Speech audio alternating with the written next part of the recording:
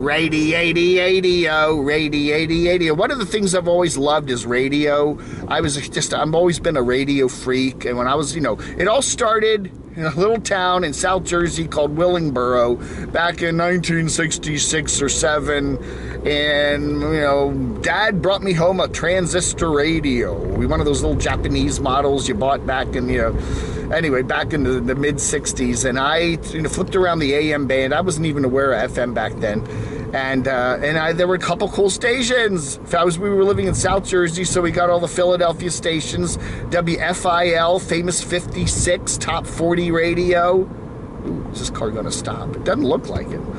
And then WIBBAGE, WIBBAGE, WIBBAGE.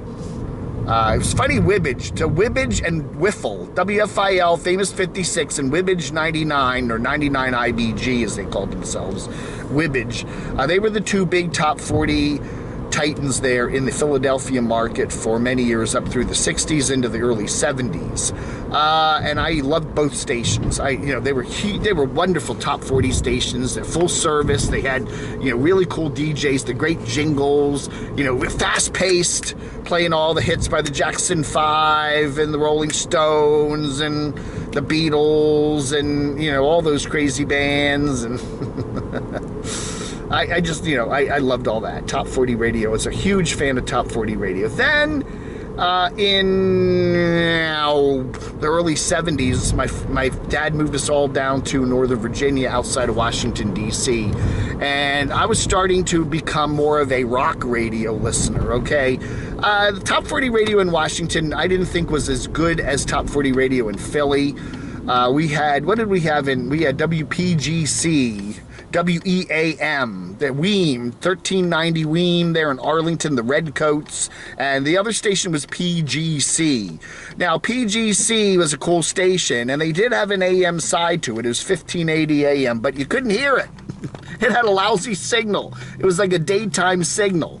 So you had to, they had this thing called FM back then. Remember FM? They were also on 95.5 FM, and all of a sudden I discovered FM. Like, holy crap! I got a new radio that had FM on it, and this signal was so much clearer, and it didn't fade away at night, and it was really nice. And I was like, okay.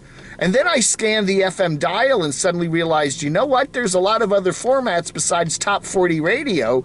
And one of the formats that I was really getting into in the early 70s was something called album-oriented rock, or AOR. The AOR. And all these radio stations were coming up and becoming, album rock stations. Like we had DC 101, WWDC. And 98 Rock out of Baltimore. By the mid-70s, all these radio stations now were playing rock music, and it was, all that cool stuff. And I really got into that. And then as I started to develop my musical tastes, I got kind of bored with, the Led Zeppelins and the, I love Led Zeppelin, Mott the Hoople. I'm not going to get into all the bands. I still like pop music. I was still into Elton John and ELO and stuff. I liked all that stuff. I loved the Beatles, but, I was getting much more into rock music. Manford Mann's Earth Band and the Eagles and all those bands. I'm not going to get into a whole litany of giving you names of bands. But I started to get into more and more refined musical tastes. So there were stations like WKTK in Baltimore, the WHFS in Bethesda, Maryland. WHFS 102.3 was probably the most influential radio station in my whole young listening career because it was a progressive rock station, and they basically let the DJs pick what they wanted to play. Most radio stations, they have a program director and they make a list of what you can play and what you can't play. And, and today the DJs have no say in what gets played. It's all done by an algorithm in a computer. But then it was HFS, and I love that station, 102.3, and then it got sold and bought again, and it moved over to 99.1 out of Annapolis, Maryland, and then it got into all that new wavy stuff. I really loved that, the Flock of Seagulls, New Order, Psych Furs, etc., etc. And then, you know, my musical taste just took off. And then I got into college radio a lot. There were some cool college radio stations, WMUC, University of Maryland. WGTB, Georgetown University, was a very cool station for a number of years there in Washington, 90.1.